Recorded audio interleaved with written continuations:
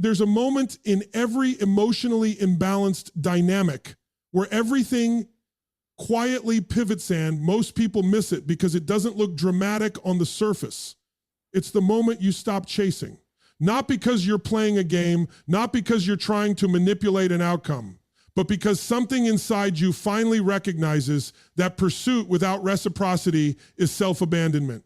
And when that shift happens, the entire structure of the connection begins to change. You have to understand the avoidant isn't sitting back by accident. Their pattern is built on distance. Space is their comfort zone, and your pursuit has historically reinforced that position.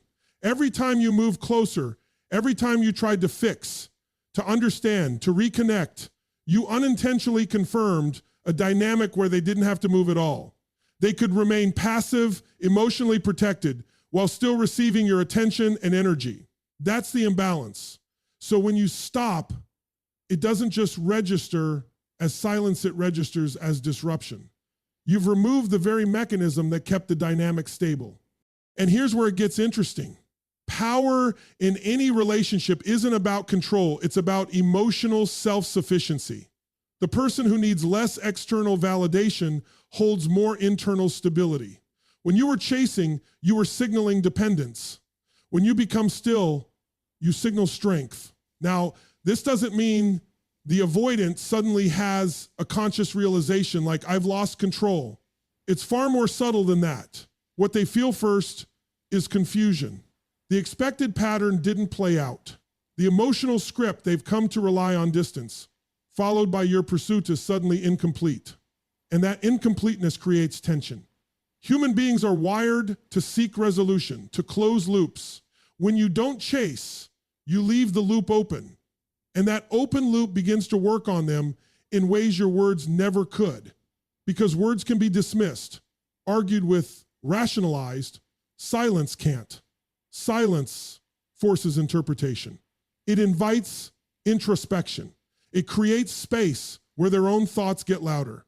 And for someone who has built their identity around avoiding emotional depth, that space can feel unfamiliar, even unsettling. But here's the key distinction: you're not withdrawing to provoke a reaction. You're stepping back because you've recentered yourself. That's what makes this shift authentic rather than strategic. When your silence comes from clarity instead of desperation, it carries a different energy. It's not loud, it's not aggressive, but it's firm. And people feel that whether they can articulate it or not. This is where the power truly shifts, not in forcing them to come back, but in no longer needing them to. That's the paradox most people struggle with. The moment you detach from the outcome is the moment you regain influence over your own emotional state. You're no longer reacting, you're choosing. And choice is where personal power lives. Now, will they notice? Almost always. Will they respond? That depends on their level of awareness and emotional capacity. But that's no longer the central question. Because the real transformation isn't about changing their behavior, it's about changing your relationship with yourself. And once that changes, everything else follows. When you stop chasing, you don't lose the connection, you finally stop losing yourself. To really understand what's happening beneath the surface, you have to look at why the avoidant leans back in the first place. This isn't random behavior, and it's not simply indifference. It's a patterned response rooted in how they experience closeness, vulnerability, and control. For an avoidant, intimacy can feel like exposure, and exposure can feel like risk. So instead of moving toward connection when emotions deepen, they instinctively create distance. But here's the part most people overlook: that distance isn't meant to end the connection. It's meant to regulate it. They pull back, not necessarily because they don't care, but because caring starts to feel overwhelming. And in that space, they often expect you to close the gap. Why? Because it allows them to stay engaged without stepping into discomfort. Your pursuit becomes a buffer. It keeps the connection alive while protecting them from having to initiate vulnerability.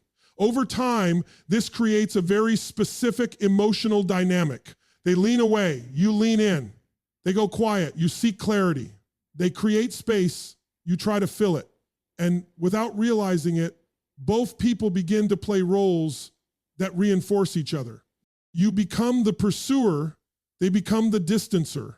And the more consistent this pattern becomes, the more predictable it feels. Now, from their perspective, your pursuit carries meaning. It reassures them that you're invested, that you're not going anywhere, that they can maintain their distance without losing the connection.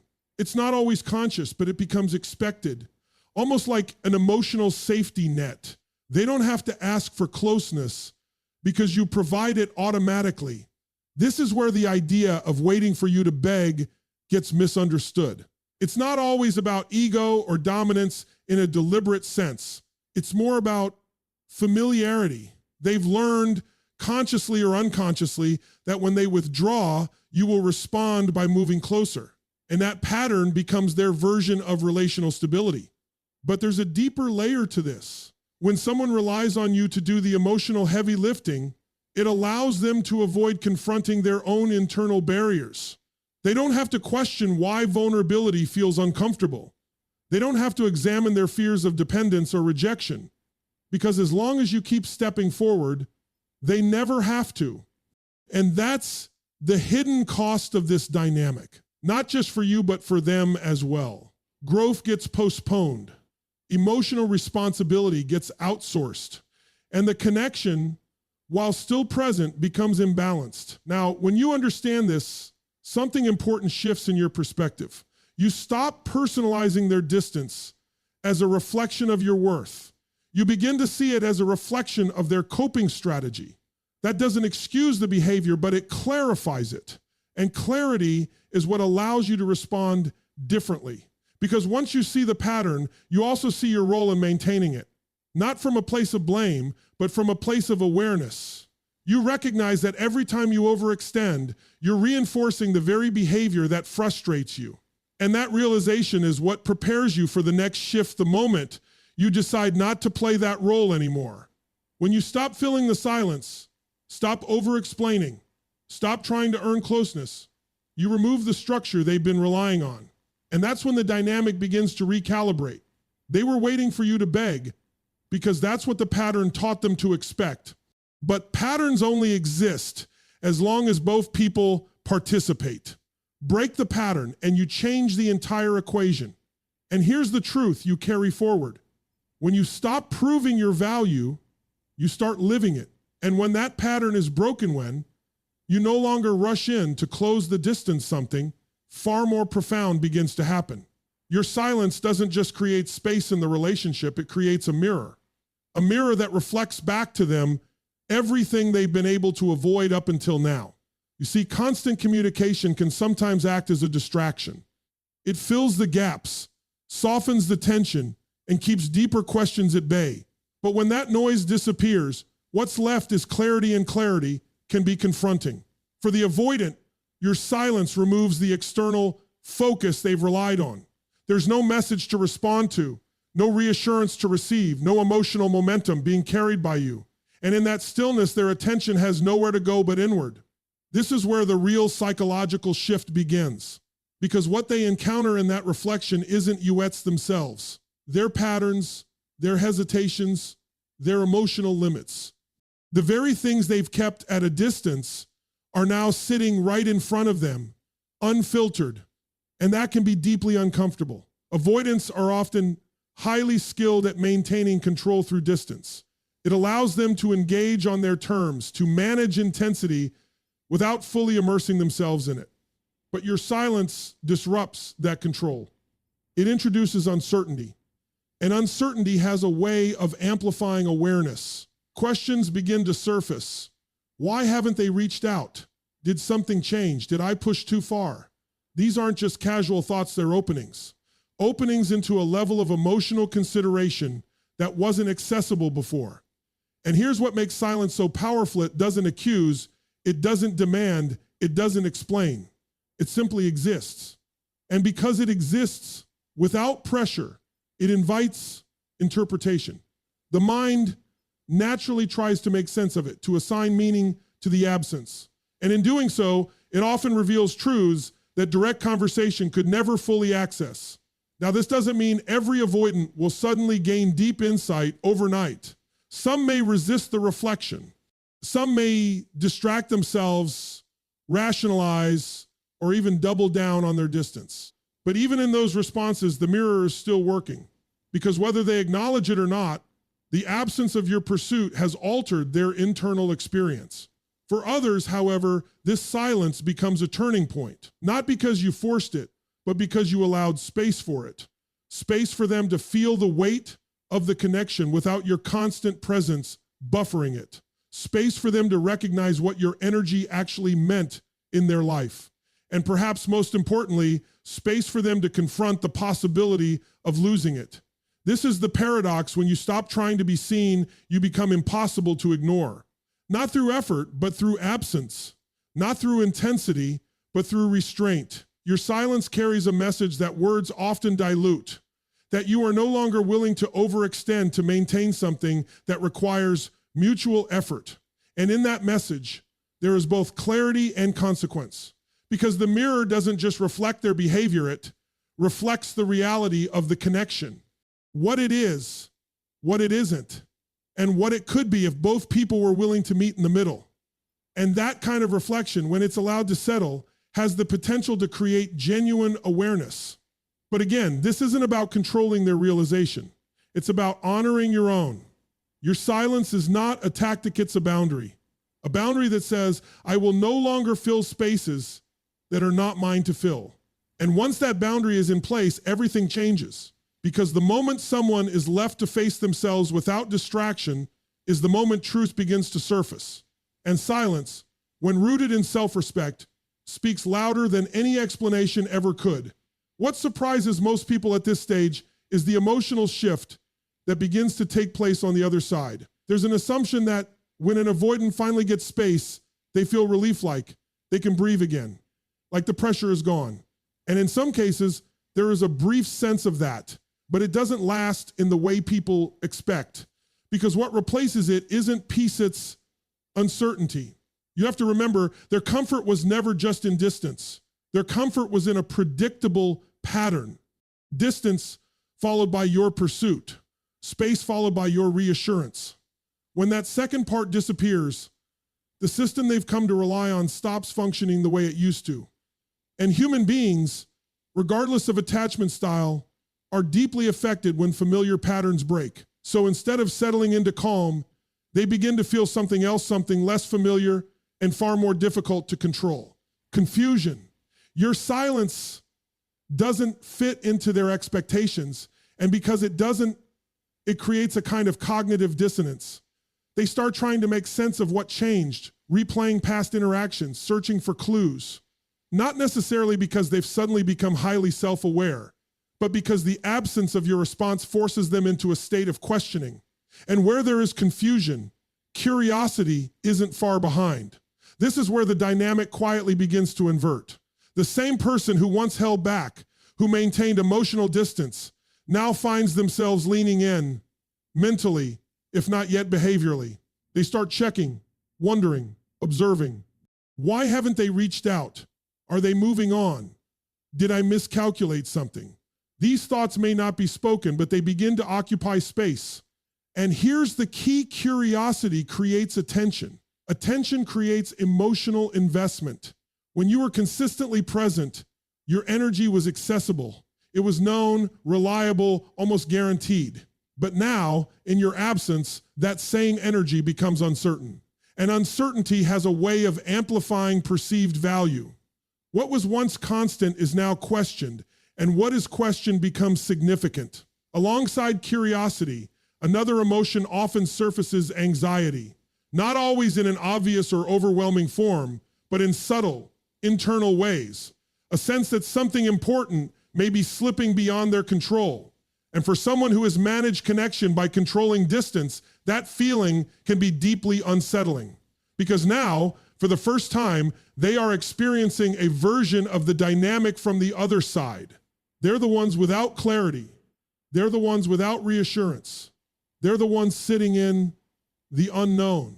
This doesn't mean they immediately change their behavior. Emotional patterns, especially deeply ingrained ones, don't dissolve overnight. But what it does mean is that their internal experience is no longer neutral. It's activated. There's movement where there was once stillness. And that movement matters because emotional shifts always begin internally before they're expressed externally. Before someone reaches out, before they take a step forward, something has to change in how they feel. And your silence initiates that process not by force, but by absence. Now, it's important to stay grounded here. This isn't about creating anxiety in someone else as a strategy. That's a misunderstanding of what's actually happening.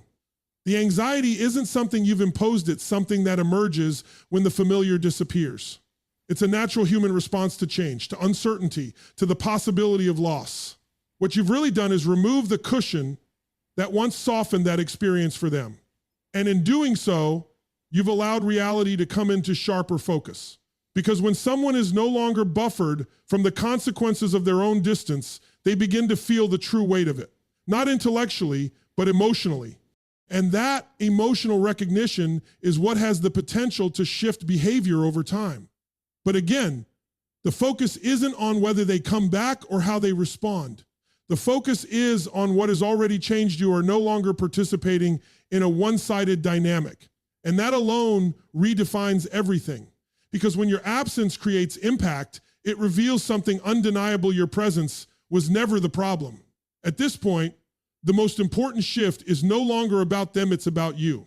Because what began as a reaction to their distance has now become an opportunity to redefine your own standards.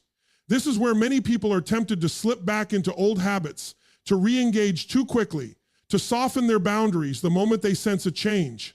But if nothing within you has truly changed, the dynamic will simply reset. So the real work here is internal. It's about reclaiming your sense of self-worth in a way that isn't dependent on how someone else shows up. And that requires honesty. You have to ask yourself, where was I overextending? Where was I giving more than I was receiving? Where did I confuse effort with value?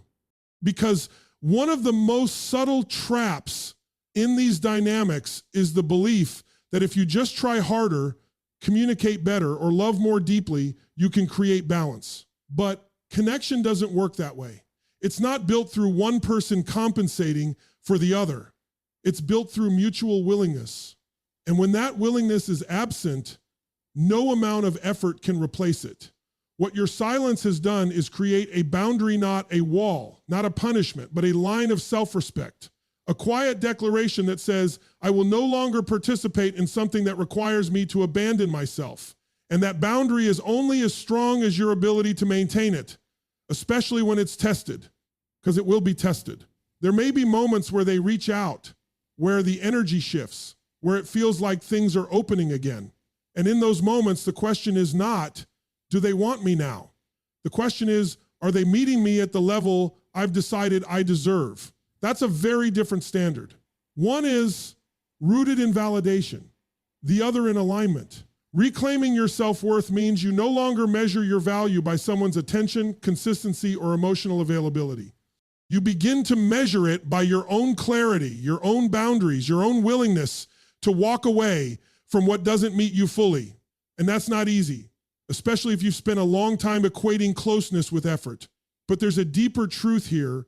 When you stop overextending, you create space for something more balanced to emerge. Not just in this connection, but in every connection moving forward. You begin to attract different energy, not because you're trying to, but because you're no longer available for dynamics that require you to shrink. And that's the real transformation. Because now your silence is no longer about them noticing you. It's about you honoring yourself. It's about choosing stability over intensity, clarity over confusion, and mutual effort over one-sided investment. You're no longer chasing potential, you're responding to reality. And that shift changes everything. Because when you truly value your own emotional space, you stop negotiating your worth for temporary connection. You stop explaining your needs to people who consistently show you they can't meet them. You stop trying to earn what should be freely given. And in that place, something powerful happens. You become grounded, not distant, not closed off, but centered. You engage from a place of choice, not fear. You give because you want to, not because you're trying to secure something in return. And that kind of energy is unmistakable. It doesn't demand respect, it commands it. So whether they step forward or not becomes secondary, because you've already stepped into a version of yourself that no longer accepts less than what aligns. And once you reach that point, you don't just change the dynamic, you change the standard. Because the moment you honor your worth without compromise is the moment you stop asking for what should have been given all along.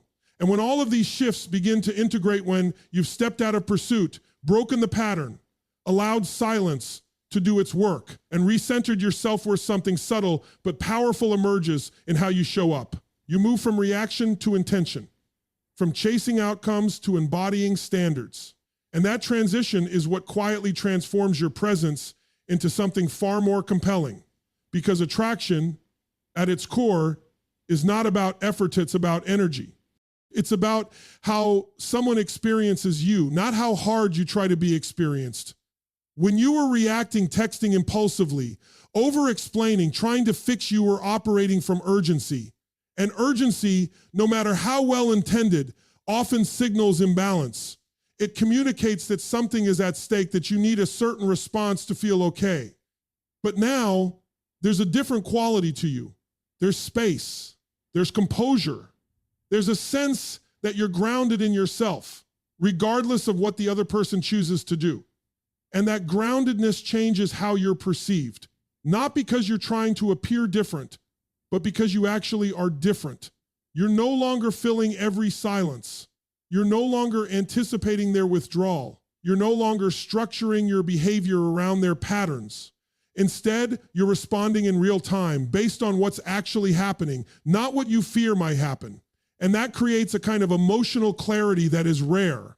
Now, from the outside, this might look like distance, but it's not distance sets alignment.